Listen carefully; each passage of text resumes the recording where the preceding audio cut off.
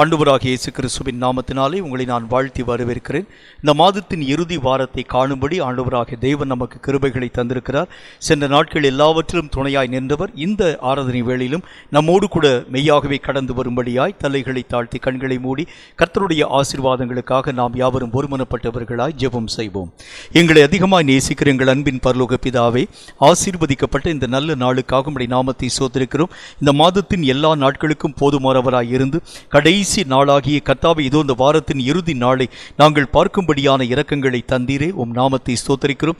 இந்த ஆராதனை வேளையிலும் உம்முடைய இனிமையான பிரசன்னம் எங்கள் ஒவ்வொருவரையும் சூழ நின்று கடந்து வருகிறதை பிரத்யேகமாய் அறிந்து உணர ஆவியானவராகிய கர்த்தர் கிருபைகளை தந்து பாதுகாத்துக் கொள்ள வேண்டுமென்று நாங்கள் ஜெபிக்கிறோம். எங்களுடைய சகல முயற்சிகளையும் பிரயாசங்களையும் உம்முடைய கரங்களுக்குள் ஒப்புக் கொடுக்கிறோம். நேரே அங்கீகரியும் ஆசீர்வதியும் ஆண்டவரே, இயேசு கிறிஸ்துவின் நாமத்தினால் வேண்டிக் கொள்கிறோம் எங்கள் பரிசுத்தமுள்ள நல்ல பிதாவே. ஆமேன், ஆமேன். ஆராதனுடைய துவக்கமாக யாவருக்கும் தெரிந்த ஒரு பாடலை நாம் இணைந்து பாடப்போகின்றோம். என் மீட்பரே, என் இரட்சகரா, என் தேவனே, என் கேடகம் என்ற ஒரு பாடலை நாம் யாவரும் இணைந்து பாடப்போகின்றோம். கருத்து செறிந்த ஒரு பாடல். பாடும் பொழுதே கர்த்தருடைய பிரசன்னம் நம் நடுவிலே கடந்து வருகிறதை நிச்சயமாய் நாம் நம்முடைய வாழ்க்கையிலே அறிந்து உணர முடியும்.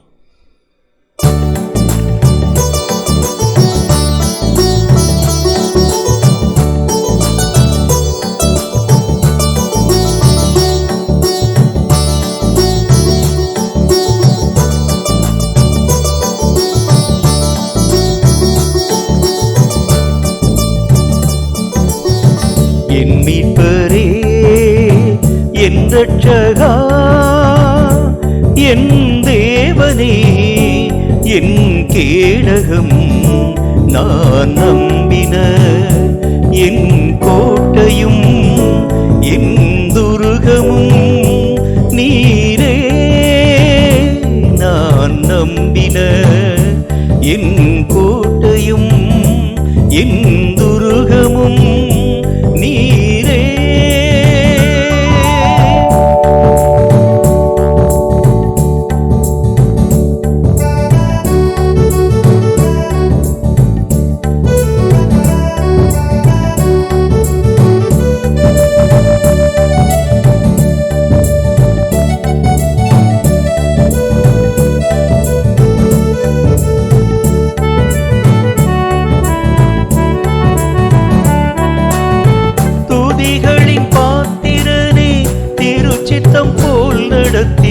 தூர்ச்சன பிரவாகத்தில் தேற்றி நீர் போற்றுவேனே.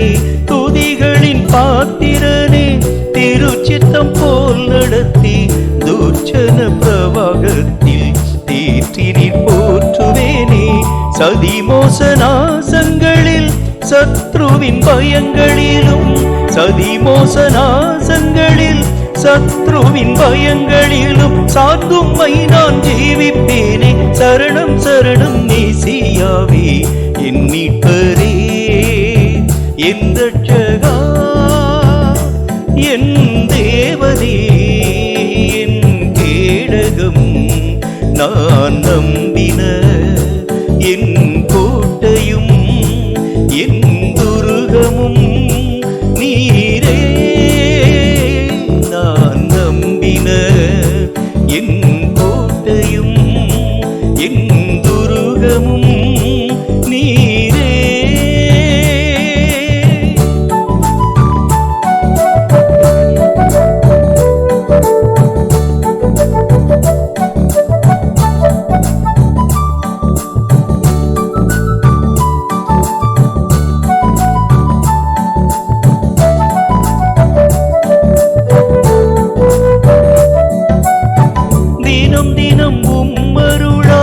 தீமைகள் வெல்லுவேன் நான், கனமகிமையாவும் உமக்கே செலுத்துவேனே. தினம் தினம் உம்மருளால் தீமைகள் வெல்லுவேன் நான், கனமகிமையாவும் உமக்கே செலுத்துவேனே. உம்மாலே ஒருவனாக சேனைக்குள் பாய்ந்திடுவேன், உம்மாலே ஒருவனாக சேனைக்குள் பாய்ந்திடுவேன். வாழ்நாள் எல்லாம் நீரன் தஞ்சம் வழி நடத்தும் நேசியாவே, என் மீட்பரே, என் இரட்சகா, என் தேவனே,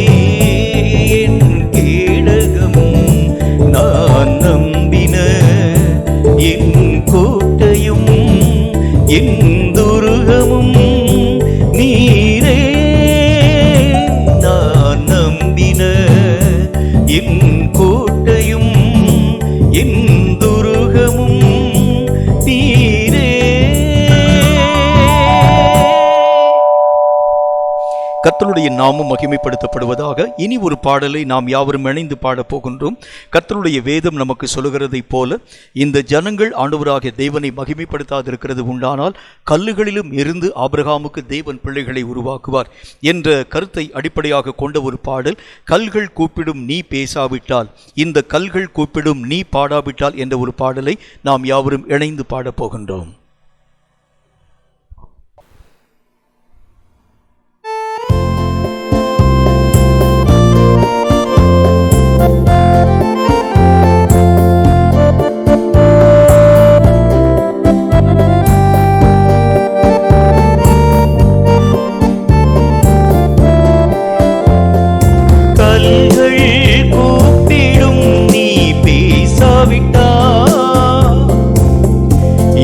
கல்கள் கூப்பிடும் நீ பாடாவிட்டால், கல்கள் கூப்பிடும் நீ பேசாவிட்டால், இந்த கல்கள் கூப்பிடும் நீ பாடாவிட்டால்,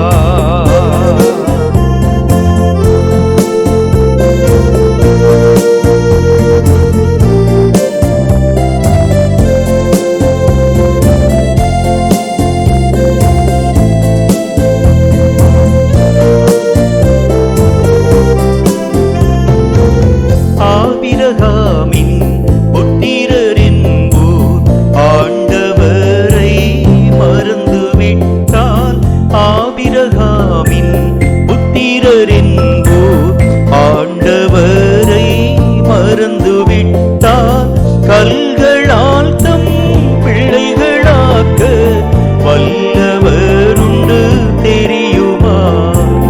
கல்களால் தம் பிள்ளைகளாக்க வல்லவருண்டு தெரியுமா? கல்கள் கூப்பிடும் நீ பேசாவிட்டால், இந்த கல்கள் கூப்பிடும் நீ பாடாவிட்டால்,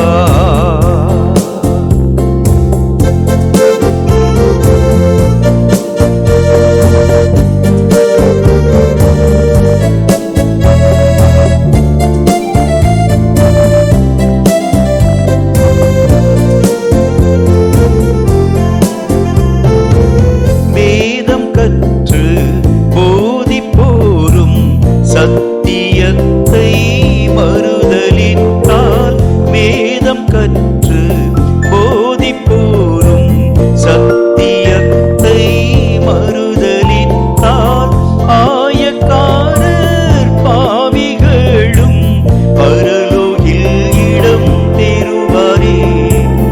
ஆயக்காரர் பாவிகளும் பரலோகில் இடம் பெறுவாரே.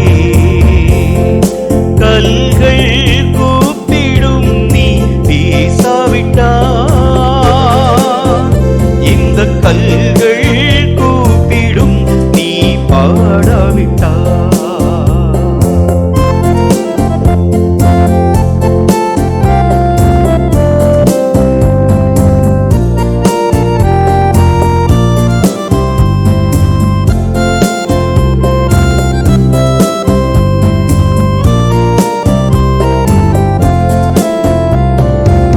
ராஜ்யத்தின் புத்திரரென்போர் அழைப்பை அசட்டை பண்ணிவிட்டால், ராஜ்யத்தின் புத்திரரென்போர் அழைப்பை அசட்டை பண்ணிவிட்டால், வேலி அருகே உள்ள மனிதர் கல்யாண சாலை நிரப்புவார். வேலி அருகே உள்ள மனிதர் கல்யாண சாலை நிரப்புவார். கல்கள் கூப்பிடும் நீ பேசாவிட்டால், இந்த கல்கள் கூப்பிடும் நீ பாடாவிட்டால், கல்கள் கூப்பிடும் நீ பேசாவிட்டால், இந்த கல்கள்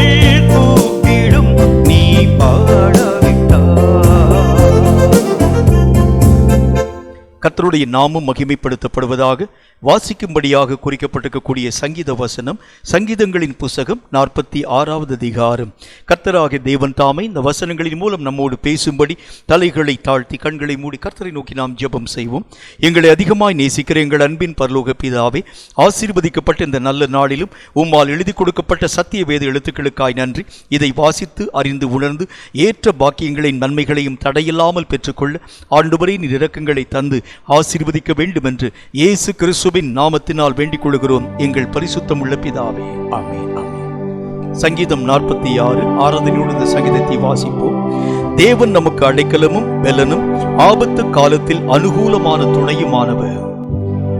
அல்லேலூயா அல்லேலூயா அல்லேலூயா அல்லேலூயா அல்லேலூயா அல்லேலூயா அல்லேலூயா அல்லேலூயா.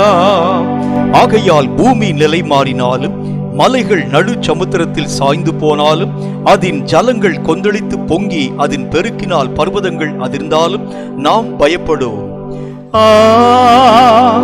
அல்லேலூயா அல்லேலூயா அல்லேலூயா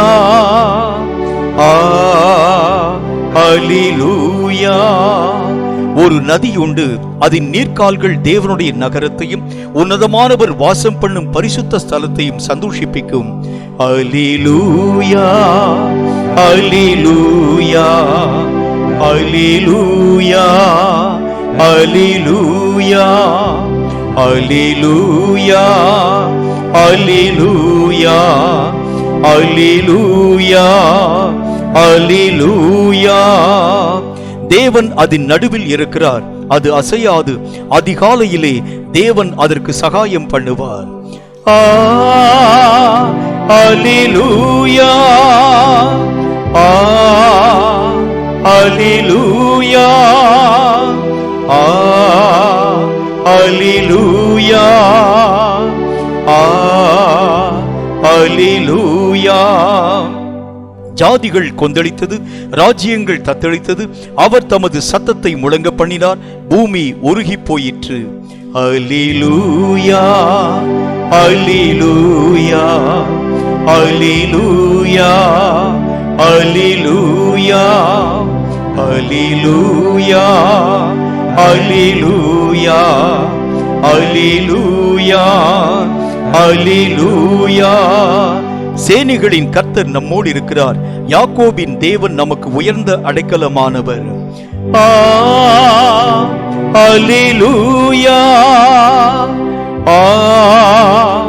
அல்லேலூயா அல்லேலூயா அல்லேலூயா. பூமியிலே பாழ்கடிப்புகளை நடப்பிக்கிற கர்த்தருடைய செய்கைகளை வந்து பாருங்கள். அல்லேலூயா அல்லேலூயா அல்லேலூயா அல்லேலூயா அல்லேலூயா அல்லேலூயா அல்லேலூயா அல்லேலூயா. அவர் பூமியின் கடைமுனை மட்டும் யுத்தங்களை ஓய பண்ணுகிறார், வில்லை ஒடித்து ஈட்டியை முறிக்கிறார், ரதங்களை நெருப்பினால் சுட்டரிக்கிறார். அல்லேலூயா அல்லேலூயா அல்லேலூயா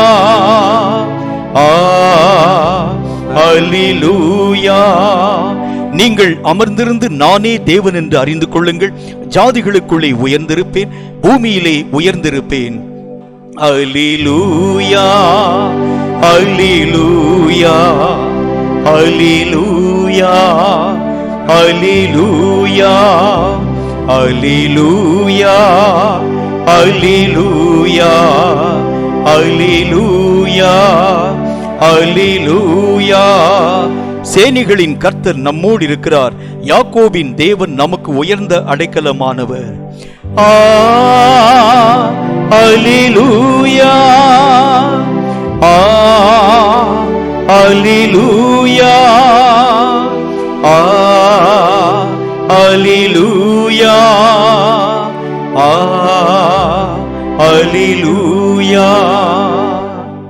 இப்பொழுதும் பிரியமானவர்களே, கர்த்தருடைய நாமத்திற்கு முன்பதாக ஆராதனை வேளையின் ஊடாக கடந்து போகின்றோம். தேவன் இந்த வேளையிலே உங்களை சந்திக்கிறதை நீங்கள் காணும் முகாந்திரமாக தேவனுடைய சமூகத்திலே ஆயத்தத்தோடு கூட நீங்கள் காத்திருங்கள். கர்த்தராகிய தேவனுடைய பிரசன்னம் உங்கள் வீட்டையும் உங்களையும் தேடி வருகிறதை கண்கூடாய் பார்க்க முடியும். ஆராதனைக்காக நாம் ஆயத்தத்தோடு கூட காத்திருப்போமா? ஹல்லேலூயா. கர்த்தரை நாம் துதித்து பாடி நாம் ஆராதிக்க போகிறோம். தேவனாகிய கர்த்தர் நமக்கு நன்மையான காரியங்களை தேவனாகிய கர்த்தர் செய்தார். அவருடைய இரக்கங்களுக்காக, அவர் நமக்கு பாராட்டிய அன்புக்காக, அவருடைய பரிசுத்தமான நாமத்தை உயர்த்தி நாம் எல்லாரும் உள்ளத்தின் ஆழத்திலிருந்து அவரை துதித்து பாடி அவரை மகிமைப்படுத்தி நாம் ஆராதிக்க போகிறோம். ஆராதிக்கலாமா?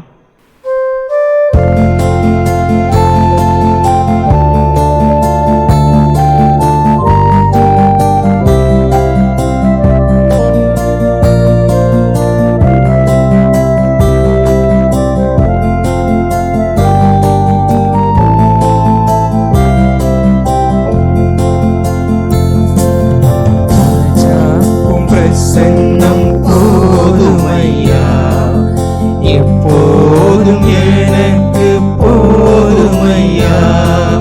ராஜா உம் பிரசன்னம் போதுமையா, எப்போதும் எனக்கு போதுமையா.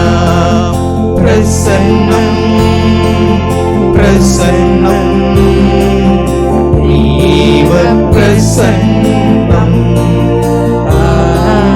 பிரசன்னம் பிரசன்னம் தேவ பிரசன்னம். உலகம் எல்லாம் மாயையா, உலகம் எல்லாம் மாயையா. உம்மன் ஒன்றே போதுமையா, உம்மன் ஒன்றே போதுமையா. பிரசன்னம் பிரசன்னம் தேவ பிரசன்னம் பிரசன்னம் பிரசன்னம் தேவ பிரசன்னம். தாய் போல தேற்றி தந்தை போல ஆட்சி தோள் மீது சுமந்திடும் என் இயேசையா. தாய் போல தேற்றி தந்தை போல ஆட்சி தோள் மீது சுமந்திடும் என் இயேசையா. உம்மை போல புரிந்து கொள்ள யாரும் இல்லையே, உம்மை போல அரவணைக்க யாரும் இல்லையே, உம்மை போல புரிந்து கொள்ள யாரும் இல்லையே, உம்மை போல அரவணைக்க யாரும் இல்லையே. நீ போதும் என் வாழ்விலே இயேசையா, நீ போதும் என் வாழ்விலே,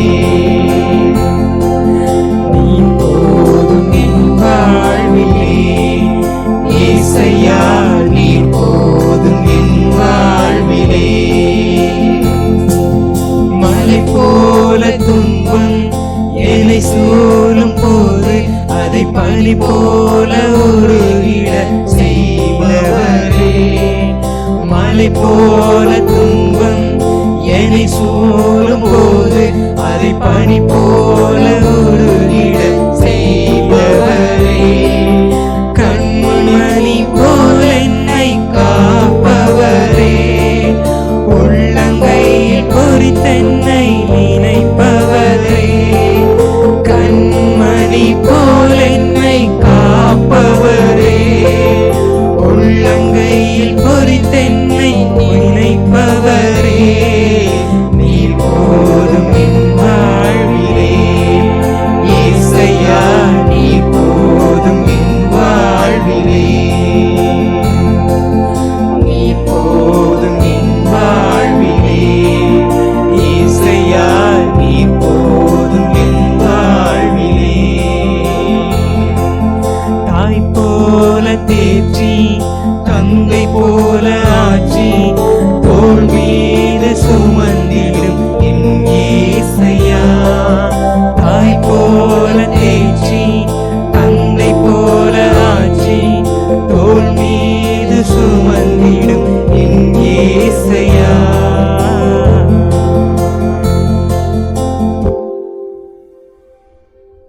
நம் எல்லாரும் ஒரு சில ஜெப குறிப்புகளுக்காக இணைந்து உள்ளத்தின் ஆழத்திலிருந்து கர்த்தருடைய சமூகத்தை நோக்கி நாம் ஜெபிக்க போகிறோம்.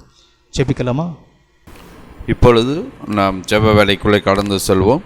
முதலாவது ஜெப குறிப்பாக, இன்றைக்கி அநேக பேர் குடிப்பழக்கத்திற்கு போதைப் பொருள்களுக்கு அடிமையாகி அநேக விதமான கருத்தில் ஆபாச படங்களும் பார்த்து அநேக அடிமைத்தனமாக இருக்கிறார்கள். இந்த போதைப் பொருள் நிமித்தான குடும்பத்தில் பிரச்சனைகள், சமுதாயத்தில் பிரச்சனைகள், பல காரியங்களில் இருக்கிறது நாம் பார்க்க முடிகிறது. கஞ்சா இன்னும் பல போதைப் பொருளினாலே பிடிபட்டு இருக்கிறவர்கள் அனைவர் இருக்கிறார்கள். இதனால் அவர்கள் வருமானங்கள் எல்லாம் இழந்து போய் இருக்கிறது பார்க்க முடிகிறது. ஆகையால் இந்த போதைப் பொருள் எல்லாம் ஒளிந்து போக முடியாக அவர்கள் எல்லாம் மனம் திரும்பி ஆண்டவருடைய பக்கம் ரட்சிக்கப்பட முடியாக நாம் யாராவது ஒரு வருஷம். அன்பும் இரக்கம் நிறைந்த பரலோக பிதாவே, உம்மை துதிக்கிறோம், ஸ்தோத்தரிக்கிறோம். ஆண்டவரே, சர்வ வல்லமையுள்ள தேவனாகிய கர்த்தாவே, இந்த வேளையிலும் கூட ஆண்டவரே, போதைப் பொருட்களுக்கு அடிமையாகி அந்த நுகத்திலிருந்து வெளியே வர முடியாதபடி தவித்துக் கொண்டிருக்கின்ற ஒவ்வொருவருக்காக செபிக்கிறோம். ஆண்டவரே, மதுபானத்திற்கு அடிமையாகி அதிலிருந்து வெளியே வர முடியாதபடி இன்றைக்கு ஆண்டவரே சோதனை அந்த அடிமை நுகத்திற்குள்ளாக கட்டப்பட்டிருக்கிற ஒவ்வொருவரையும் உடைய கரத்தில் தருகிறோம். கர்த்தாவே, ஆண்டவரே சோதனைய கஞ்சா மற்றும் போதை மாத்திரைகள், போதை ஊசிகள் மற்றும் புகையிலை, லாகரி வஸ்துகள், இப்படிப்பட்ட போதை பொருட்களுக்கு அடிமையாகி அதிலிருந்து வெளியே வர முடியாதபடி தவித்துக் கொண்டிருக்கின்ற ஒவ்வொருவரையும் கர்த்தர் இந்த நாளிலே கண்ணோக்கி பார்த்து அவர்களை ஆண்டவரே இந்த கட்டுகளிலிருந்து இன்றைக்கு நீர் விடுவிக்கும்படிக்காய் செபிக்கிறோம். ஆண்டவரே, எத்தனையோ பேர்கள் கர்த்தாவே இந்த கட்டுகளிலிருந்து விடுவிக்கப்பட வேண்டும் என்று நினைத்தாலும் கூட அதிலிருந்து வெளியே வர முடியாதபடி ஆண்டவரே சோதனைய சாத்தானுடைய கண்ணியிலே சிக்குண்டவர்களாய் இன்றைக்கு ஆண்டவரை காணப்படுகிற சூழ்நிலைகளை பார்க்கிறோம். தகப்பனே, ஆண்டவரை இந்த மதுபான பழக்கத்தினால் தன்னுடைய உழைப்பின் பலன் எல்லாவற்றையும் ஆண்டவரே சோதனையை இதற்காக செலவழித்து விட்டு தன்னுடைய குடும்பத்தை, தன்னுடைய மனைவி பிள்ளைகளை வறுமையிலே ஆண்டவரை சோதனையை கொண்டு செல்கின்ற அநேக ஆண்டவரை ஆண்களை பார்க்கும். தகப்பனே, இவர்கள் எல்லாரும் மனம் திரும்பும்படிக்காக மற்றும் ஆண்டவரை போதை வஸ்துக்களுக்கு, போதை பொருட்களுக்கு அடிமையாயிருக்கிற ஒவ்வொருவரும் மனம் திரும்பும்படிக்காக கர்த்தர் நீர் அவர்களை சந்திக்கும்படிக்காக செபிக்கிறோம். கர்த்தாவே, ஆண்டவரே சாத்தான் கட்டியிருக்கிற இந்த கட்டுகளில் இருந்து இன்றைக்கு நீர் விடுவிக்கும்படிக்காக செபிக்கிறோம். ஆண்டவரே, சாத்தானுடைய கண்ணியில் இருந்து இவர்கள் ஒவ்வொருவரையும் விடுவிக்கும்படிக்காக செபிக்கிறோம். கர்த்தாவே, ஆண்டவரே சோதனம் தகப்பனே, இந்த அடிமை நுகத்திலிருந்து ஒவ்வொருவரையும் நீர் மீட்டு தாரும் அப்பா. ஆண்டவரே கர்த்தாவே, உமக்கு சோதரம் ஒவ்வொருவரும் பரிசுத்தமான ஆண்டவர் வாழ்க்கைக்கு நேராக கடந்து செல்ல கர்த்தர் நீர் அனுகிரகம் செய்யும்படிக்காக செபிக்கிறோம். கர்த்தாவே, அநேக வாலிப சகோதர சகோதரிகள் கூட கர்த்தாவே இந்த போதை வஸ்துக்களுக்கு அடிமையாகி அதிலிருந்து வெளியே வர முடியாதபடி தவித்துக் கொண்டிருக்கின்ற நிலைகளை பார்க்கிறோம். தகப்பனே, ஆண்டவரே பள்ளிகளிலே, கல்லூரிகளிலே படிக்கக்கூடிய ஆண்டவரே மாணவ மாணவிகள் இப்படிப்பட்ட அடிமை நுகத்திலிருந்து வெளியே வர வேண்டும். ஆண்டவரே, இன்னும் இந்த ஆபாச வலைத்தளங்களுக்காக கடந்து சென்று அவைகளிலிருந்து ஆண்டவரை வெளியே வர முடியாது தவித்துக் கொண்டிருக்கின்ற ஒவ்வொருவருக்காக செபிக்கிற கர்த்தாவே, இப்படிப்பட்ட அடிமை நுகங்கள் எல்லாம் ஆண்டவர் மாறும்படிக்காக, கர்த்தர் இவர்களை விடுவிக்கும்படிக்காக, கர்த்தருடைய வல்லமை இவர்களை தொடும்படிக்காக செபிக்கிற ஆண்டவரே, இவருடைய வாழ்க்கையில இன்றைக்கு ரட்சிப்பு கடந்து வரட்டும் அப்பா. இவருடைய வாழ்க்கையில ஒரு பெரிய மாற்றத்தை உருவாக்கி தரும்படிக்காக செபிக்கிற ஆண்டவரே, மதுபானத்தை வெறுக்கும்படிக்காக, போதை பொருட்களை வெறுக்கும்படிக்காக கர்த்தர் இந்த நாள் ஆண்டவர் அவருடைய உள்ளத்திலே ஒரு பெரிய மாற்றத்தை கொண்டு வரும்படிக்காக செபிக்கிறோம். கர்த்தருடைய கரங்களுக்குள்ளாக ஒப்புக் கொடுக்கிறோம். நீர் பொறுப்படுத்திக் கொள்ளும். இயேசு கிறிஸ்துவின் பரிசுத்தமான நாமத்தில் ஜெபிக்கிறோம் நல்ல பிதாவே, ஆமென். இரண்டாவது குறிப்பாக, இன்னைக்கு அநேக விதமான கார்ப்பரேட் கம்பெனி பெருக்கத்தின் மூலமாக அநேக விதமான காரியங்கள், சிறு சிறு கடைகள் பாதிக்கப்படும்படியாக ஏற்படுத்தப்பட்டுள்ளது. ஆகையால் இந்த கடைகள் எல்லாம் பாதிக்கப்படாதபடிக்கு தெய்வன் ஆசீர்வதித்து கொடுக்கும்படியாக இந்த மாதிரி இனிமேல் நம்முடைய சிறு கடைகள், ஒவ்வொரு கடைகளும் தொழிற்சங்கங்கள், சிறு சிறு தொழிற்சங்கங்கள்லாம் பாதிக்கப்படாதபடிக்கு அதற்காக நாம் யாராவது ஒருவர் நாம் ஜெபம் பண்ணுவோம். அன்பின் பரம தகப்பனே, உங்களுடைய நாமத்தை ஸ்தோத்திரித்து மகிமைப்படுத்துகிறோம். தகப்பனே கர்த்தாவே, ஆண்டவரே, எங்களுடைய தேசத்திலே காணப்படக்கூடிய ஒவ்வொரு சிறு குறு வியாபாரிகளுக்காக நாங்கள் ஜெபிக்கிறோம். தகப்பனே கர்த்தாவே, ஏழை மக்கள் சின்ன சின்ன கர்த்தாவே தொழில்களை செய்து அவர்கள் தங்களுடைய அன்றாட பிழைப்புகளை நடத்தி கொண்டு வருகிறார்களே தகப்பனே கர்த்தாவே. ஆனால் சமீப நாட்களாக பெருகி கொண்டிருக்கக்கூடிய இந்த கார்ப்பரேட் கம்பெனிகளுடைய பெருக்கத்தினாலே தகப்பனே கர்த்தாவே, இவர்களுடைய தொழில்கள் முற்றிலும் முடக்கப்பட்டு ஆண்டவரை நசுக்கப்பட்டு தங்களுடைய அன்றாட பிழைப்புக்கே வழியின்றி தவித்துக் கொண்டிருக்கக்கூடிய காரியங்களை நாங்கள் பார்க்கிறோமே தகப்பனே கர்த்தாவே. உம்முடைய கரங்களை நீட்டி கர்த்தாவே, அவர்களுடைய எல்லா விதமான தொழில்களையும் நீர் ஆசீர்வதித்தருளும்படியாக நாங்கள் செபிக்கிறோம். தகப்பனே கர்த்தாவே, எங்களுடைய அரசாங்கம் தகப்பனே கர்த்தாவே கார்ப்பரேட் கம்பெனிகளுக்கு துணை போகக்கூடிய ஒரு அரசாங்கமாக அல்ல தகப்பனே கர்த்தாவே. சின்ன சின்ன தொழில்களை செய்யக்கூடிய மக்களை ஊக்குவிக்கக்கூடிய கர்த்தாவே, நல்ல நல்ல திட்டங்களை ஆண்டவரே கர்த்தாவே செயல்படக்கூடிய ஒரு அரசாங்கமாக நல்ல ஒரு திட்டங்களை செயல்படுத்தி நீர் கிருபைகளை கொடுத்தருளும்படியாக நாங்கள் செபிக்கிறோம். தகப்பனே கர்த்தாவே, அன்றாட வேலை செய்யக்கூடிய ஒவ்வொரு மக்களுக்காக நாங்கள் செபிக்கிறோம். தகப்பனே கர்த்தாவே, அவர்கள் தங்களுடைய பிழைப்புகளை தகப்பனே கர்த்தாவே அன்றாட தங்களுடைய தொழில்கள் மூலமே தகப்பனே கர்த்தாவே எல்லா காரியங்களையும் சந்திக்க முடியும் என்பதை நாங்கள் அறிந்திருக்கிறோமே தகப்பனே கர்த்தாவே. நீரே உம்முடைய கரங்களை நீட்டி இப்பொழுதே அவர்களுடைய கைட்டு செய்யக்கூடிய பிரயாசங்கள் எல்லாவற்றையும் ஆசீர்வதிக்கும்படியாக நாங்கள் ஜெபிக்கிறோம் தகப்பனே கர்த்தாவே. அப்படியே கர்த்தாவே தகப்பனே ஆண்டவரே கர்த்தாவே, தினசரி வேலை செய்யக்கூடியவர்களுக்காக, கூலி வேலைகளில் ஈடுபட்டு கொண்டிருக்கக்கூடியவர்களுக்காக, அநேக விதமான கஷ்டமான தொழில்களை செய்யக்கூடிய ஒவ்வொரு ஜனங்களுக்காகவும் நாங்கள் ஜெபிக்கிறோம் தகப்பனே கர்த்தாவே. ஒவ்வொரு மக்களுக்கும் ஏற்ற கர்த்தாவே நல்ல ஒரு பலனை கர்த்தர் கொடுத்தருளும்படியாக நாங்கள் ஜெபிக்கிறோம் தகப்பனே கர்த்தாவே. அவர்கள் செய்யக்கூடிய வேலைகளிலே எந்த விதமான ஒரு பிரச்சனைகளும் எந்த விதமான ஒரு ஆபத்துகளும் பலவீனங்களும் காணப்படாதபடி கர்த்தாவே நீரே அவர்களை பலப்படுத்தி ஆசீர்வதித்தருளும்படியாக நாங்கள் ஜெபிக்கிறோம் தகப்பனே கர்த்தாவே. சுரங்கங்களிலே வேலை செய்யக்கூடியவர்களுக்காக கர்த்தாவே, இன்னும் பட்டாசு தொழிற்சாலைகளிலே வேலை செய்யக்கூடியவர்களுக்காக நாங்கள் ஜெபிக்கிறோம் தகப்பனே கர்த்தாவே. குறைந்த ஊதியத்திலே தகப்பனே கர்த்தாவே, கஷ்டமான ஒரு வேலைகளிலே அவர்கள் கர்த்தாவே செய்து கொண்டிருக்கிறார்களே தகப்பனே கர்த்தாவே. கர்த்தராகிய தேவன் தாமே கர்த்தாவே அவர்களை ஆசீர்வதித்து தகப்பனே கர்த்தாவே, அவர்களுடைய ஜீவனுக்கு விரோதமாக எந்த விதமான ஒரு பிரச்சனைகளுக்குரிய தன்மைகளும் வராதபடிக்கு தகப்பனே கர்த்தாவே அவர்கள் பாதுகாப்பாக அந்த வேலைகள் எல்லாவற்றையும் செய்ய கிருபைகளை கொடுத்தருளும்படியாக நாங்கள் ஜெபிக்கிறோம் தகப்பனே கர்த்தாவே. ஒவ்வொரு ஏழை மகளுக்காக நாங்கள் ஜெபிக்கிறோம் தகப்பனே கர்த்தாவே. நீரே கரங்களை நீட்டி அவர்களை ஆசீர்வதித்தருளும் கர்த்தாவே. அவருடைய பிரயாசனங்கள் அத்தனைகளையும் ஆசீர்வதிக்க போகிறதற்காக நன்றி செலுத்துகிறோம் கர்த்தாவே. கர்த்தர் எங்களுடைய ஜெபங்களை கேளும், பெரிய காரியங்களை செய்யும். இயேசு கிறிஸ்துவின் நாமத்தினால் நாங்கள் ஜெபிக்கிறோம் எங்கள் நல்ல பிதாவே, ஆமென். ஜெபங்களை கேட்டதுக்கு கர்த்தருக்கு ஸ்தோத்திரம். கர்த்தாவே, எங்கள் ஜெபங்களை எல்லாவற்றையும் நீர் கேட்டு அங்கீகரித்து ஆசீர்வதித்து மறுத்தர் கொடுத்ததற்காக உமக்கு ஸ்தோத்திரம் ஆண்டவரே. தொடர்ந்து வரக்கூடிய காரியங்கள் எல்லாவற்றையும் ஆண்டவருடைய ஆவியானவர் நடத்தி ஆசீர்வதிக்க வேண்டும் என்று இயேசு கிறிஸ்து நாமத்தில் நாங்கள் ஜெபித்திருக்கிறோம் எங்கள் பரிசுத்த நல்ல தகப்பனே, ஆமென். நல்ல ஒரு ஆராதனையின் வேளையில் ஊடாக நாம் கடந்து போனோம். இப்பொழுதும் கூட கர்த்தருக்கென்று கொடுக்கக்கூடிய ஒரு காணிக்கையினுடைய நேரம். ஒரு பவுலை நாம் வழக்கம் போல எடுத்து வைத்துக் கொள்வோம். 2 மாதத்திற்கு ஒரு முறை இந்த பவுலை நாம் சேகரிக்கக்கூடிய காணிக்கைகளை அக்கம் பக்கத்தில் இருக்கக்கூடிய ஏழை எளிய ஊழியர்களுக்கு கொடுத்து நீங்கள் தாங்க வேண்டும் என்று உங்களை அன்போடு கூட கேட்டுக்கொள்கிறேன். காணிக்கைகளை கைகளிலே வைத்துக்கொண்டு தலைகளை தாழ்த்தி கண்களை மூடி நம்மையும் காணிக்கைகளையும் கர்த்தருடைய கரங்களிலே ஒப்புக் கொடுத்து நாம் ஜெபம் செய்வோம். எங்களை அதிகமாக நேசிக்கிற எங்கள் அன்பின் பரலோக பிதாவே, கர்த்தருடைய நாமத்தினாலே காணிக்கைகளுக்காக நாங்கள் கடந்து வந்திருக்கிறோம். எங்களையும் எங்களுடைய காணிக்கைகளையும் அங்கீகரித்து ஏற்றுக்கொண்டு ஏற்ற பலன்களை நாங்கள் இம்மையிலும் மறுமையிலும் பெற்றுக்கொள்ள ஆவியானவராகிய கர்த்தர் கிருபைகளை தந்து ஆசீர்வதிக்க வேண்டும் என்று இயேசு கிறிஸ்துவின் நாமத்தினால் வேண்டிக் கொள்கிறோம் எங்கள் பரிசுத்தமுள்ள நல்ல பிதாவே, ஆமென். காணிக்கைகளுக்காக ஒரு பாடலில் நாம் இணைந்து பாடப்போகின்றோம். யாவருக்கும் தெரிந்த ஒரு பாடல், இயேசுவே உம் நாமத்தினால் இன்பம் உண்டு யாவருக்கும் என்ற ஒரு பாடலை பாடும் பொழுது கர்த்தருக்கென்று நாம் காணிக்கை படைக்கலாம்.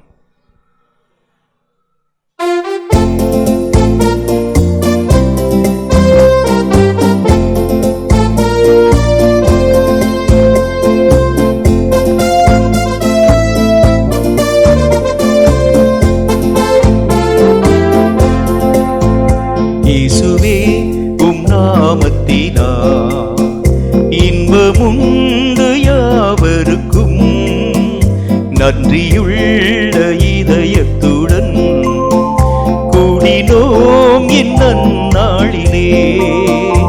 எங்கள் தேவனே எங்கள் ராஜனே, எங்கள் தேவனே எங்கள் ராஜனே, என்றும் உம்மையே சேவிப்போம். நன்றியுள்ள சாட்சியாக உமக்கென்றும் ஜீவிப்போ.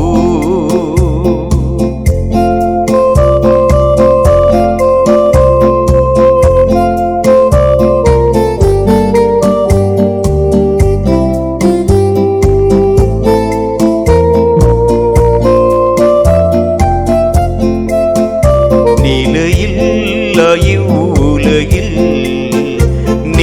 தவறியலைந்தோ, நின்னொளி பிரகாசித்திட நித்திய ஜீவன் கண்டடைந்தோ.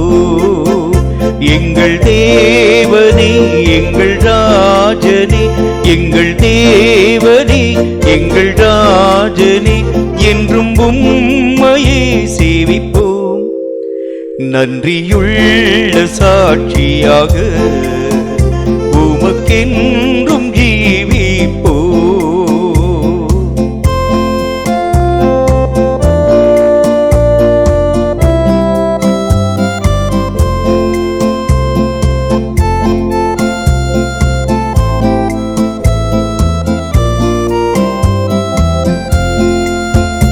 உன்னை கண்டழிக்கும் சத்தத்தை கேட்பாயோ பாவியே, இன்று இயேசு வண்டை வாராயோ,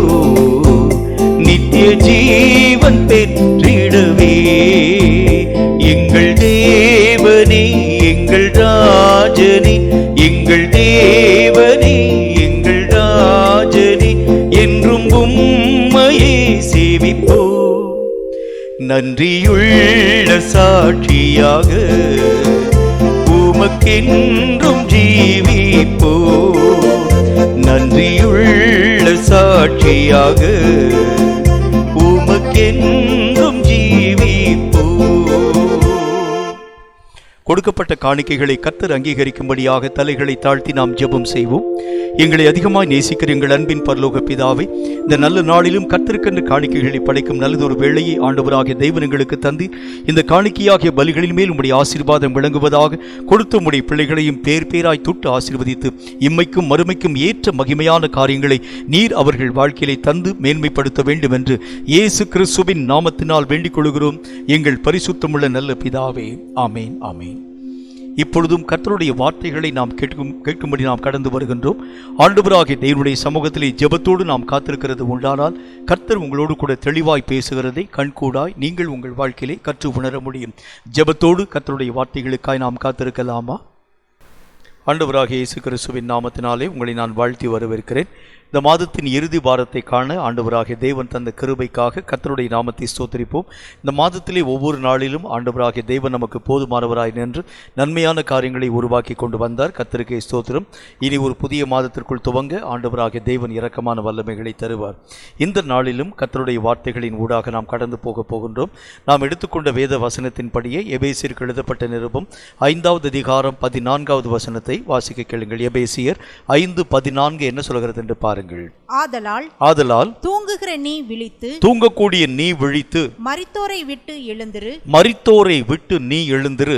அப்பொழுது கிறிஸ்து உன்னை பிரகாசிப்பிப்பார் என்று சொல்லி இருக்கிறார். பிரகாசிப்பிப்பார் என்று சொல்லி இருக்கிறாரே. இந்த கடைசி காலம் நீங்களும் நானும் நிறைக்கிறதை போல இயங்காதிருக்கக்கூடிய கிறிஸ்தவ வாழ்க்கையினுடைய அடிப்படையை கொண்டது அல்ல. இந்த கடைசி காலம் இயங்கும் கிறிஸ்தவனுக்குரிய அடிப்படையான ஒரு காலம் என்கிறதை பற்றி கர்த்தர் தம்முடைய வசனத்திலே சொல்லுகிறார். அவர் சொல்லுகின்றார், தூங்கக்கூடிய நீ மரண நித்திரையை விட்டு எழுந்திரு.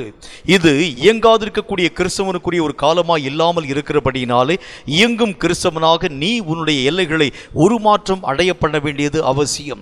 எந்த ஆவிக்குரிய மனிதனுடைய இயக்கம் அதீதமாய் காணப்படுகிறதோ அவனுக்குத்தான் இந்த காலம் செல்லுபடியாக்கப்பட முடியும் என்கிறதை வலியுறுத்தும் முகாந்திரமாய் கர்த்தர் இந்த வசனத்தின் காரியங்களை நம்மோடு கூட பேசுகின்றார். எழும்பக்கூடிய நாம் என்ன விதமாக எழும்ப வேண்டும் என்று வாசிக்க கேளுங்கள். ஏசாயா தீர்க்கதரிசியின் புத்தகம் 40வது அதிகாரம் 31வது வசனம் இந்த வார்த்தையை சொல்கிறது. ஏசாயா 40:31 நிதானமாய் வாசிக்க கேளுங்கள்.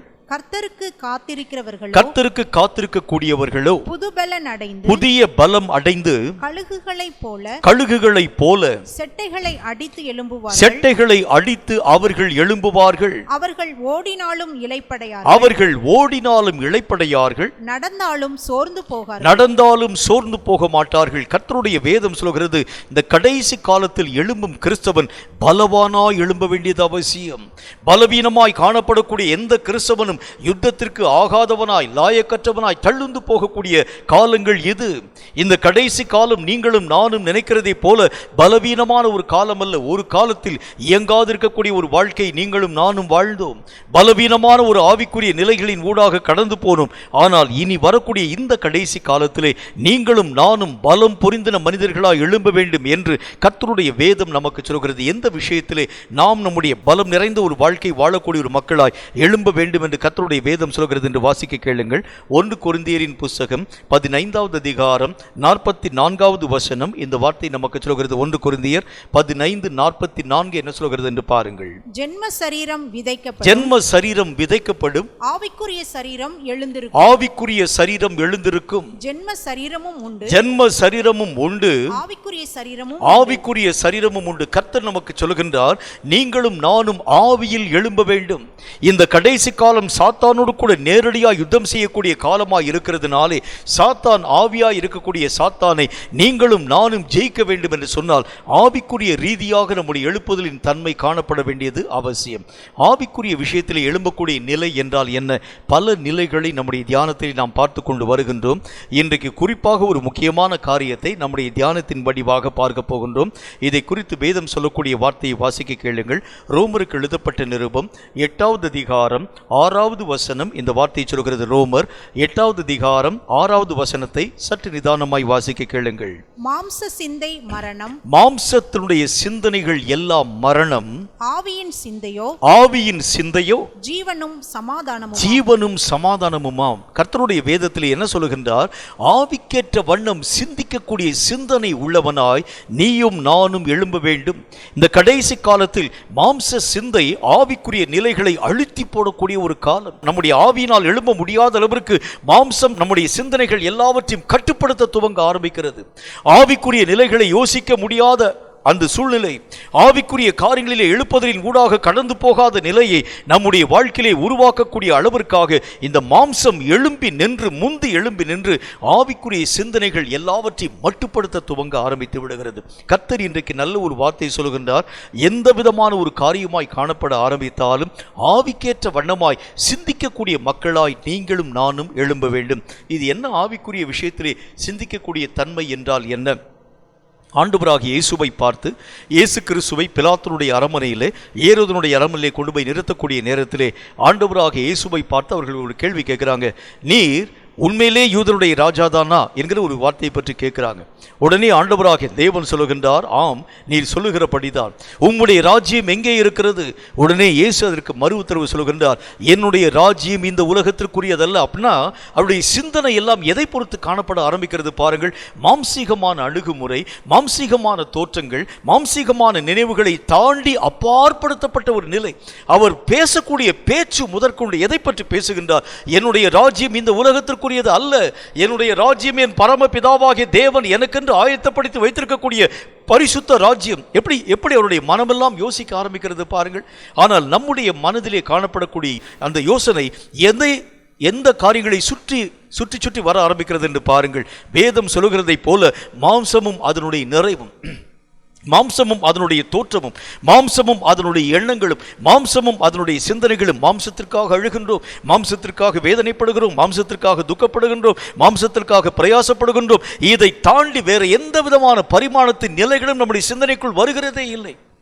இதை விளக்குகிறதுக்கு ஒரு சம்பவத்தை சொல்ற பாருங்க. அப்பதான் உங்களுக்கு தெளிவாக இந்த ஒரு விஷயத்தை விளக்க என்னால் முடியும். என்னுடைய சகோதரன் ஆரம்ப நாட்களில், சகோதரன் வின்சென்ட் செல்வகுமார் ஆரம்ப நாட்களில் வேதாகமத்திற்கு உரிய நல்ல வினாக்களை தொகுத்து வழங்கி நம்முடைய இந்திய நாட்டிலே காணப்படக்கூடிய எல்லா இடங்களிலும் இந்த வேத வினா போட்டியை அவர்கள் மெய்யாகவே பயன்படுத்துகிறது வழக்கம். அப்படி பயன்படுத்தி முதல் பரிசு யார் வாங்குறாங்களோ உங்களுக்கு 10,000 ரூபாய், ரெண்டாவது பரிசு யார் பெறுகிறார்களோ உங்களுக்கு 5,000 ரூபாய், மூன்றாவது பரிசு யார் பெறுறாங்களோ உங்களுக்கு 2,000 ரூபாய் என்று சொல்லி அறிவித்து ஒரு பெரிய வேத வினா போட்டி ஒன்றை ஏற்பாடு செஞ்சாங்க.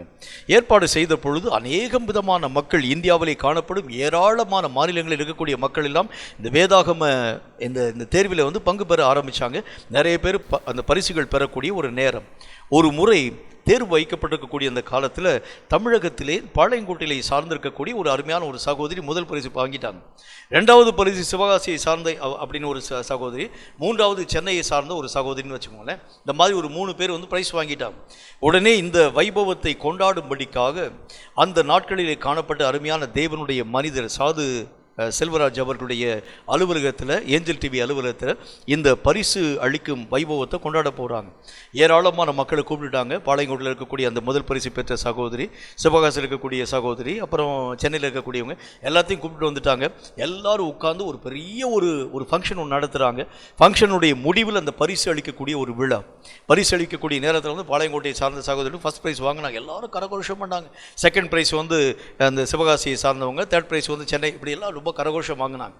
உடனே என்னுடைய சகோதரனுடைய மனதில் ஒரு யோசனை வந்தது. நானும் இவ்வளவு நாள் வேதாகமத்துக்குரிய காரியங்கள் யாவற்றையும் பேசக்கூடிய என்னுடைய சொந்த ஊராக ராமநாதபுரத்தில் அங்கே இருக்கக்கூடிய பிள்ளைகளும் இந்த மாதிரி தேர்வெல்லாம் எழுதுனாங்களே, அவர்களுடைய மதிப்பெண்களை நான் போய் பார்க்க வேண்டும் சொல்லிட்டு நேராக அங்கேருந்து அந்த ஃபங்க்ஷன்லாம் முடிச்சுட்டு ராமநாதபுரத்தை நோக்கி கடந்து வந்தார். கடந்து வந்து மார்க் எடுத்து பார்த்தா எல்லாரும் பார்த்தீங்கன்னா 1 மார்க்கு, முட்டை மார்க்கு, 1/4 மார்க்கு இப்படி தான் வாங்கியிருக்கிறாங்க. என்னுடைய சகோதரனுக்கு ரொம்ப கஷ்டமாக போயிடுச்சு. இத்தனை வருஷம் என் செய்தியை கேட்டிருக்கிறாங்க, இத்தனை வருஷம் என்னுடைய காரியங்களை பற்றி அறிந்திருக்கிறாங்க. ஆனால் இவர்களுக்கு 1 மார்க்கு, 1/2 மார்க்கு, 1/4 மார்க்கு, முட்டை மார்க்கு தவிர வேறு மார்க் ஒன்றுமே இல்லை என்று சொல்லி யோசித்து அந்த பிள்ளைகள் யாவரையும் வரவழைத்தார்கள். வரவழைத்து உட்கார வச்சு அவங்க வந்து பேச ஆரம்பித்தாங்க. இந்த மாதிரி மார்க் வாங்கியிருக்கீங்க, நான் என்னுடைய பிரசங்கத்தை கேட்காது இருக்கக்கூடிய மக்களெல்லாம் நிறைய மார்க் வாங்கியிருக்கும் போது முட்டை மார்க்கு, 1/2 மார்க்கு, 1/4 மார்க் வாங்கியிருக்கீங்களே, உங்கள் பெற்றோர்கள் இதை பற்றி ஒன்றுமே சொல்லலையா அப்படின்னு என்னுடைய அண்ணன் கேட்டாங்க. உடனே அதில் ஒரு அருமையான ஒரு தம்பி ஒருவன் எழுந்து நின்று, ஆமாம் அங்கிள், எங்கள் அப்பா வந்து ரொம்ப பயங்கரமாக பிடிச்சி திட்ட ஆரம்பிச்சிட்டாரு. பயங்கரமாக வந்து திட்டக்கூடிய அந்த ஒரு வார்த்தையை என்னால் பேசவே முடியாத அளவுக்கு அவ்வளோ பயங்கரமாக வந்து ஹார்ஷாக அவர் வந்து பேச ஆரம்பித்து விட்டார். என்னுடைய சகோதரருக்கு கொஞ்சம் சந்தோஷம், பரவாயில்லையே நம்முடைய இந்த பிள்ளைங்க தான் சரியாக படிக்கலை, பெற்றோர்கள் நல்லா கொஞ்சம் ஷார்ப்பாக இருக்கிறாங்களேன்னு சொல்லிட்டு உங்கள் அப்பா என்னடா திட்டினார் அப்படின்னு சொல்லி அண்ணன் கேட்டாங்க. பையன் வந்து உடனே அண்ணனை பார்த்து சொன்னான், எங்கள் அப்பா சொன்னார், இந்த பரீட்சையில் முட்டை மார்க் வாங்கினா கூட பரவாயில்ல, வரக்கூடிய ஆண்டு இறுதி தேர்வில் இந்த மாதிரி முட்டை மார்க் வாங்குகிறது உண்டானால் வீட்டுக்கு வராமல் அப்படியே ஓடி போயிருன்னு சொல்லிட்டார். ஆகவே வரக்கூடிய ஆண்டு தேர்வுக்காக இப்பொழுதே நான் வாசிக்க ஆரம்பிக்கிறேன். யோசிச்சு பாருங்க, எது நம்முடைய வாழ்க்கையிலே பிரதானம்? ஆவிக்குரிய நிலைகளை சிந்திக்க முடியல நம்மளால. உலகத்திற்கு கொடுக்கக்கூடிய மதிப்பையும் மரியாதையும் கூட ஆவிக்குரிய நிலைக்கு உங்களாலும் என்னாலும் கொடுக்க முடியல. ஆவிக்குரிய காரியங்களிலே ஜெபம் ஒரு நாள் விட்டு போயிடுச்சுன்னா அதை பற்றி கவலையே வரதில்லை. ஆனால் உலகத்திலே காணப்படக்கூடிய ஒரு ரேஷன் கடையில் வாங்கக்கூடிய மண்ணெண்ணெயை ஒரு நாள் விட்டுட்டோம்னு வச்சுங்களேன், நாம் அந்த வாரம் முழுவதும் கவலைப்பட ஆரம்பிப்போம். ஐயோ, அடுத்த முறை என்னைக்கு வந்து மண்ணை ஊற்றுவாங்க, அந்த மண்ணெண்ணெயை வாங்காமல் எவ்வளவு தூரம் நான் கஷ்டத்தின் ஊடாக கடந்து போகின்றேன். கர்த்தருடைய பிள்ளையே, ஆவிக்குரிய ரீதியாய் நீ சிந்திக்க பழக வேண்டும் என்று கர்த்தர் நமக்கு சொல்ல ஆரம்பிக்கின்றார். இது என்ன ஆவிக்குரிய சிந்தனை என்றால் என்ன என்கிறதை பற்றி முதல் காரியமாக சில விஷயங்களை நாம் அறிந்து கொள்ள வேண்டியது அவசியம். முதலாவது காரியமாக எது ஆவிக்குரிய சிந்தை என்று பாருங்கள். அதே ரோமருக்கு எழுதப்பட்ட நிருபம் 8வது அதிகாரம் 7வது வசனம் இந்த வார்த்தையை சொல்கிறது. ரோமர் 8வது அதிகாரம் 7வது வசனத்தை சற்று நிதானமாய் வாசிக்க கேளுங்கள். எப்படி என்றால் மாம்ச சிந்தை தேவனுக்கு விரோதமான பகை, அது தேவனுடைய நியாய பிரமாணங்களுக்கு கீழ்ப்படியாமலும் கீழ்ப்படிய கூடாமலும் இருக்கிறது. மாம்ச சிந்தை நம்முடைய வாழ்க்கையில வந்துருச்சுன்னா, ஆவிக்குரிய ரீதியாக நீங்களும் நானும் சிந்தியாது இருக்கிறது உண்டானால், தேவனுடைய வார்த்தைகளுக்கு கீழ்ப்படியாமலும் கீழ்ப்படிய கூடாமலும் உங்களையும் என்னையும் அது உருவாக்க ஆரம்பித்து விடுகிறது. இப்போ உங்களுக்கு நல்லாவே புரிஞ்சிருக்கும். இவ்வளவு நாள் இந்த ஊழியக்காரன் வந்து கத்துனானே, பிரசங்கம் பண்ணானே, ஏன் இதெல்லாம் நம்முடைய மனசுக்குள்ள போகலன்னா, வேதம் சொல்லக்கூடிய வார்த்தையின்படி ஆவிக்குரிய சிந்தையை நீ இழக்க ஆரம்பிக்கும் பொழுது, மாம்சீக சிந்தை உன்னுடைய வாழ்க்கையிலே வர ஆரம்பிக்கும் பொழுது, வேதம் சொல்லக்கூடிய நல்ல ஒரு வார்த்தையின்படி இது கர்த்தருடைய வார்த்தைகளுக்கு கீழ்ப்படியாமலும் கீழ்ப்படிய கூடாமலும் உன்னையும் என்னையும் அது உருவாக்க ஆரம்பிச்சிடும். செவி வழியாக நீ கேட்பாய் பல விஷயங்களை, உன்னுடைய எழுத்து வடிவாக எழுதி வைத்துக் கொள்வாய் பல காரியங்களை, ஒவ்வொரு விஷயங்களையும் ஆழமான காரியங்களை அறிந்து கொள்ளக்கூடிய விருப்பமுள்ளவனாய் காணப்படுவாய். வாழ்க்கையிலே இவைகள் ஒன்றையும் நீ உன்னுடைய வாழ்க்கையிலே கை கொள்ளப் போகிறதே இல்லை. இந்த ஒரு காரியங்கள் உனக்கும் ஆண்டவராகிய தேவனுடைய காரியங்களுக்கு முன்பதாக இவைகளெல்லாம் அந்நியமாய் காணப்பட ஆரம்பிக்கும். இந்த விஷயங்களை நான் என்றைக்கு கற்றுக்கொண்டேன், எனக்கே நான் இந்த விஷயங்கள் யாவற்றையும் மறந்து போக ஆரம்பிச்சிருவேன். காரணம், மாம்சீக சிந்தை ஆவிக்குரிய சிந்தனைகளை கட்டுப்போக பண்ண ஆரம்பித்து விடுகிறது. ஆவியிலே ஒரு மனிதன் சிந்திக்க ஆரம்பிக்கும் பொழுதுதான் எது மேன்மை என்கிறதை அவன் தன் வாழ்க்கையிலே உணர்ந்து கொள்ள துவங்க ஆரம்பித்து விடுகின்றான். உலகத்திலே காணப்பட்டிருக்கக்கூடிய எத்தனையோ விஷயங்களை ஆதி காலத்திலே காணப்பட்டிருக்கக்கூடிய பரிசுத்தவான்களுக்கு முன்பதாய் கொண்டு வந்து கொட்ட ஆரம்பிச்சாங்க. அவைகளை காட்டிலும் ஆவிக்குரிய நிலைகளை அவர்கள் அதிகமாய் தேர்ந்தெடுத்ததனுடைய காரணம் என்ன தெரியுமா? அவர்களுடைய சிந்தனை எல்லாம் ஆவிக்குரிய சிந்தையாய் காணப்பட துவங்கிற்று. சாது சுந்தர் சிங் என்கின்ற நல்ல ஒரு தேவனுடைய மனிதனுடைய வாழ்க்கையிலே நடந்த ஒரு சம்பவம். ஆண்டவராக தேவனை ஏற்றுக்கொண்டார் என்கின்ற காரியத்தை நிமித்தம் பெற்றோர்கள் ரொம்ப கொடுமைப்படுத்த ஆரம்பித்தாங்க. ஏறக்குறைய 14 முறை சாது சுந்தர் சிங்குக்கு பாய்சன் வைத்து அவருடைய தகப்பனாரை கொலை செய்யக்கூடிய முயற்சியின் கூடாக கடந்து போன அந்த காலம். எந்த விஷயத்திற்கு மசியாது இருக்கக்கூடிய சுந்தர் சிங் ஆண்டவராகிய தேவனை உறுதியாய் பின்பற்ற ஆரம்பித்தார். ஒரு நாள் கவலையோடு கூட அவங்க அப்பா நின்று கொண்டிருக்கக்கூடிய நேரத்தில் அந்த சுந்தர் சிங்கினுடைய தாய் மாமா, அம்மாவுடைய சகோதரன் வீட்டுக்கு வந்தார். வீட்டுக்கு வந்த மாத்திரத்தில் இந்த தகப்பனார் ரொம்ப சோர்வாக இருக்கக்கூடிய இந்த நிலைகளை கண்டு அவர் கேட்டார், உங்களுக்கு என்ன பிரச்சனை, எதனால் நீங்கள் இவ்வளவு தூரம் மனமடிந்து உட்கார்ந்துருக்கிறீங்க? நம்முடைய சமூகத்திற்கு, நம்முடைய இனத்திற்கு துரோகம் பண்ணக்கூடிய அளவுக்கு என்னுடைய மகனுடைய செயல்கள் எல்லாம் காணப்படுகிறது. இந்த கிறிஸ்தவத்தை ஏற்றுக்கொள்ளக்கூடாது என்கிறதை பற்றி நான் தெளிவாக எத்தனையோ விஷயங்களை பேசினா அவனை கேட்கவே மாட்டேங்கிறான். 14 முறை அவனுக்கு பாய்சன் வச்சுட்டேன். இருந்தாலும் அந்த காரியங்களில் இருந்து தப்புவிக்கப்பட்டு அவன் உயிரோடு கூட எழுப்பி நின்று நம்முடைய மதத்தை, நம்முடைய மார்க்கத்தை தூஷிக்கக்கூடியவனாய் விளங்க ஆரம்பிக்கிறான். என்ன செய்ய எனக்கு தெரியல. ஒரு வார காலம் எங்கள் வீட்டுக்கு அவனை வந்து அனுப்பி வைங்க, நான் அவனுடைய மனதை மாற்றி காண்பிக்கிறேன் என்று சொன்னார். உடனே சாது சுந்தர் சிங் என்னுடைய தாயும் அவனுடைய தகப்பனாரும் மாமாவனுடைய வீட்டுக்கு அனுப்பி வச்சாங்க.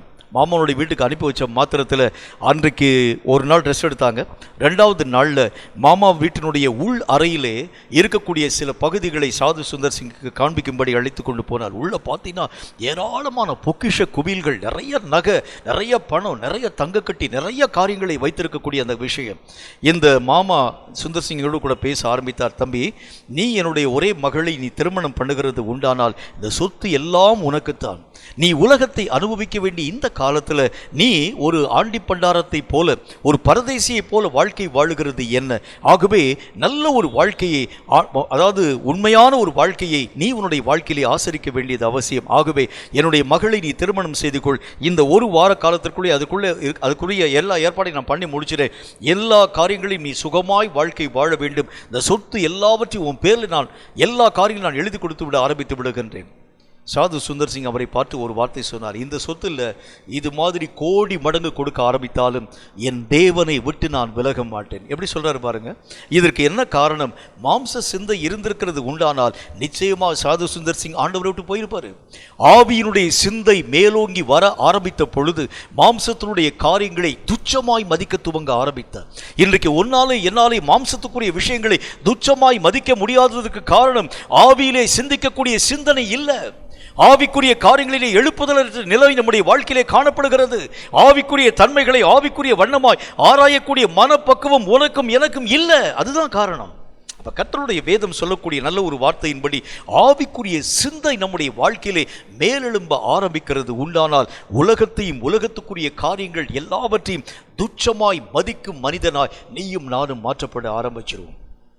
இந்த கடைசி காலங்களில் உலகத்துக்குரிய காரியங்களை தேடி ஓடக்கூடிய மனிதர்களுக்கு நடுவிலே நித்தியமான வாழ்க்கையை தேடி ஓடக்கூடியவனாய் நீயும் நானும் மாற்றப்பட வேண்டும் என்று சொன்னால் ஒரே ஒரு வழி முறைதான் உண்டு.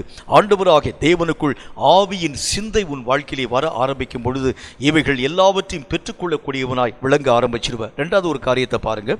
1 கொரிந்தியரின் புஸ்தகம் 2வது அதிகாரம் 16வது வசனத்தில் வாசிக்கிறோம்.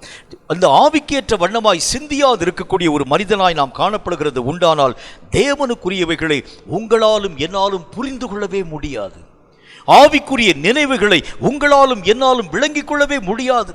கர்த்தர் எத்தனை ஆவிக்குரிய ஆழ்ந்த காரியங்களை பற்றி பேசினாலும் இந்த உலகத்திலே இனி நடக்கக்கூடிய சம்பவம், இனி வரக்கூடிய காலங்கள், இனி வரக்கூடிய சூழ்நிலைகள், இனி வரக்கூடிய தன்மைகள் எப்படியாய் முடிய போகிறது, ஆண்டவராகிய தேவன் திட்டமும் தீர்க்கமாய் பேச ஆரம்பித்தாலும் இந்த ஜென்ம சுபாவமான மனிதனால் இவைகள் ஒன்றையும் விளங்கிக் கொள்ளவே முடிகிறது இல்லை. இந்த காரியங்களை புரிந்து கொள்ள அவனால் ஆகிறது இல்லை.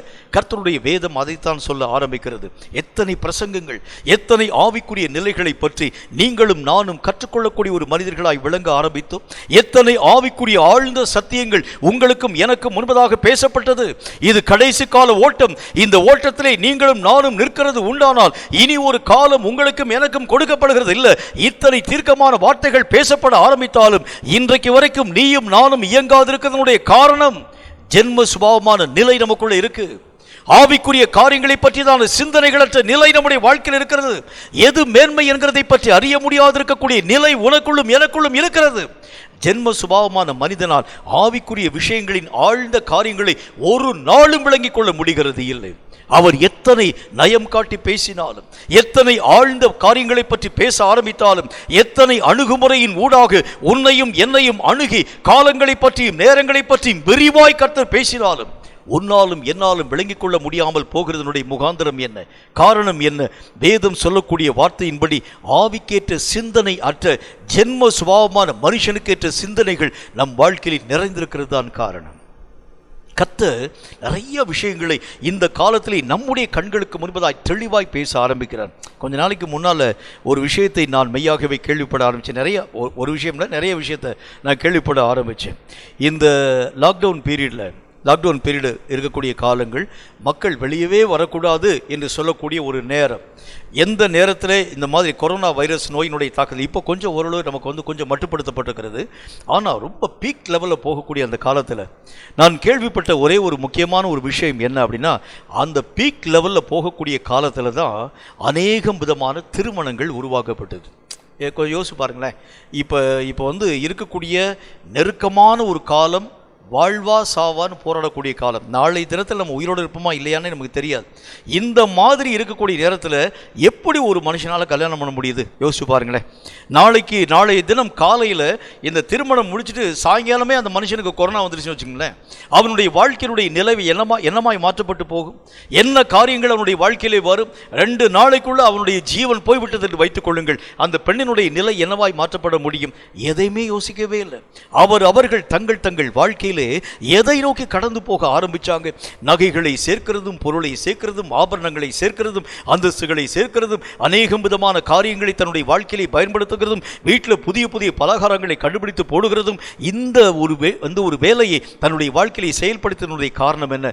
கர்த்தருடைய கோபாக்கினியை கூட அறிய முடியாத ஒரு மனம் வந்ததற்கு காரணம் என்ன? ஆவிக்குரிய சிந்தனை அற்ற ஒரு நிலை.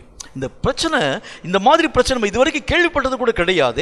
இந்த மாதிரியான ஒரு பயங்கரம் லாக்டவுன் என்கிற வார்த்தை இந்த உலகம் தோன்றின அந்த காலத்திலிருந்தே, நம்ம பிறந்த இந்த பூமியில பிறந்த அந்த காலத்திலிருந்து லாக்டவுன் என்கிற காரியத்தை நாம் நம்முடைய வாழ்க்கையில செவி வழியில கூட நம்ம கேட்டது கூட கிடையாது.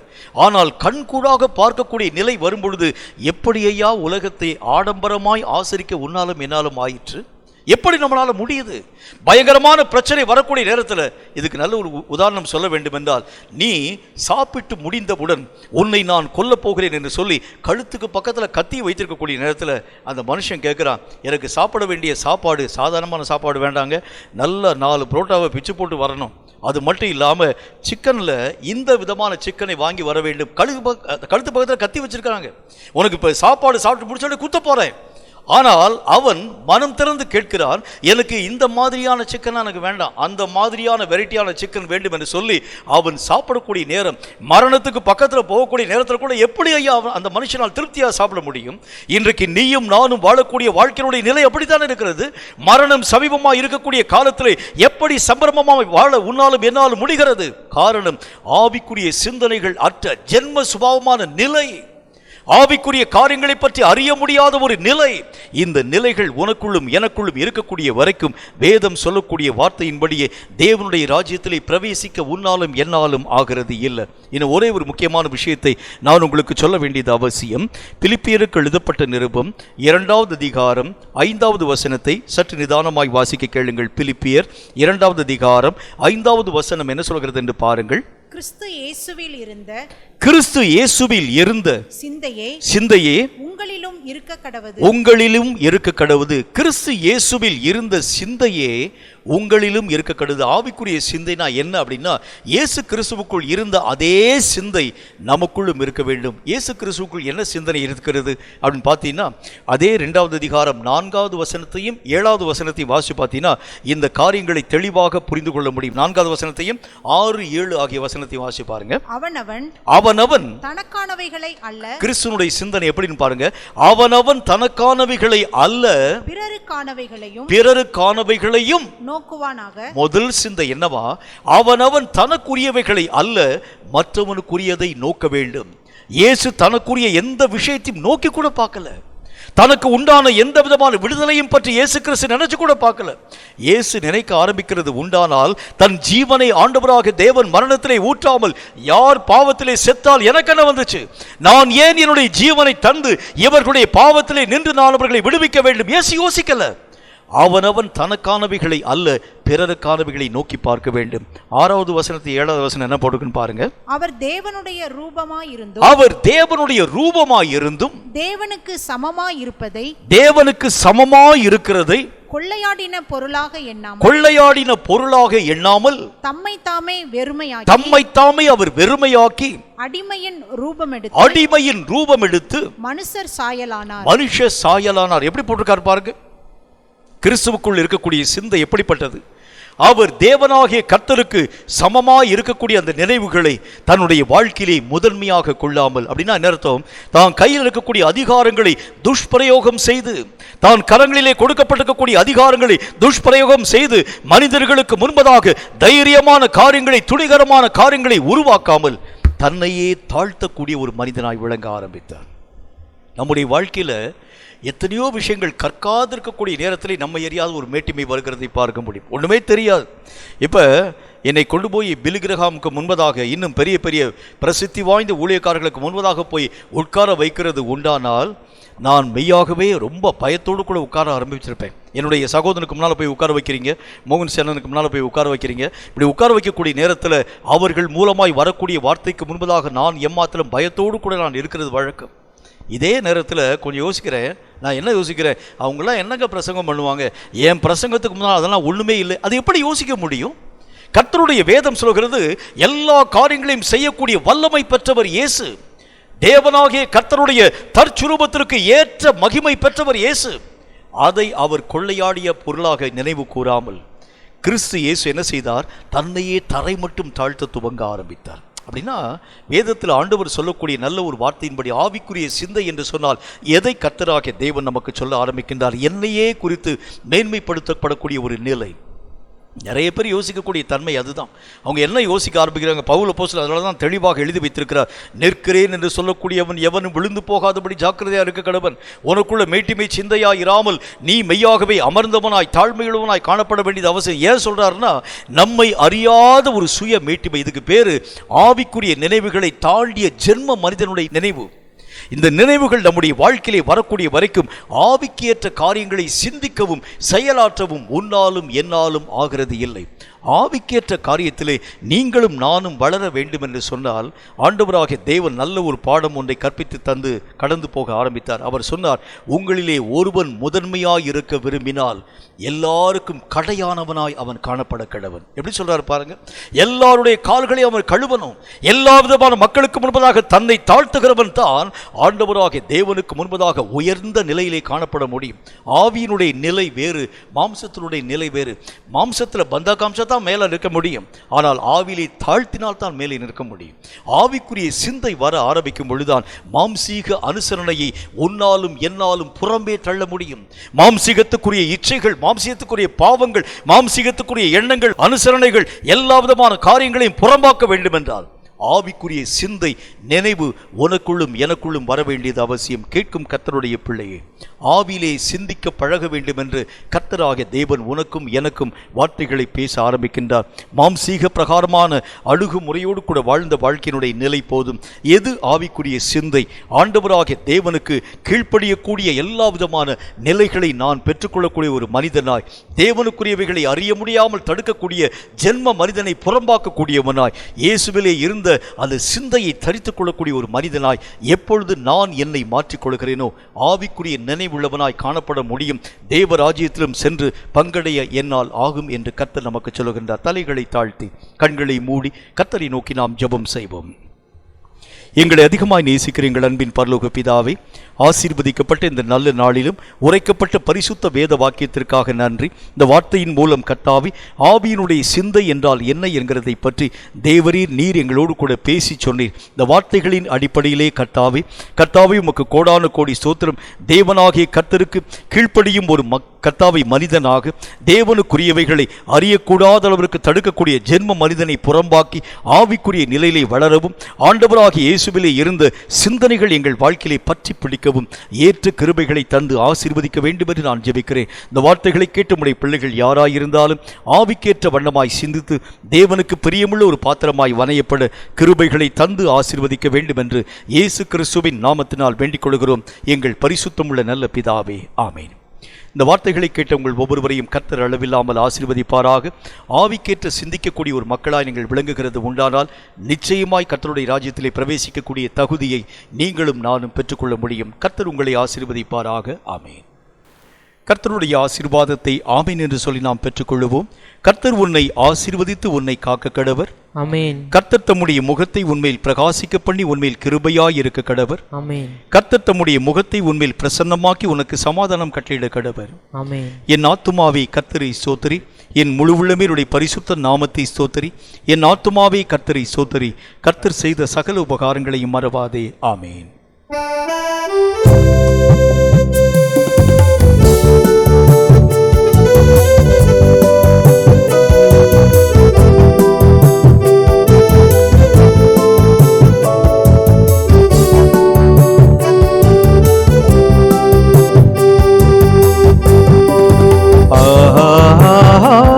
அல்லேலூயா, அல்லேலூயா, அல்லேலூயா, அல்லேலூயா, அல்லேலூயா, அல்லேலூயா,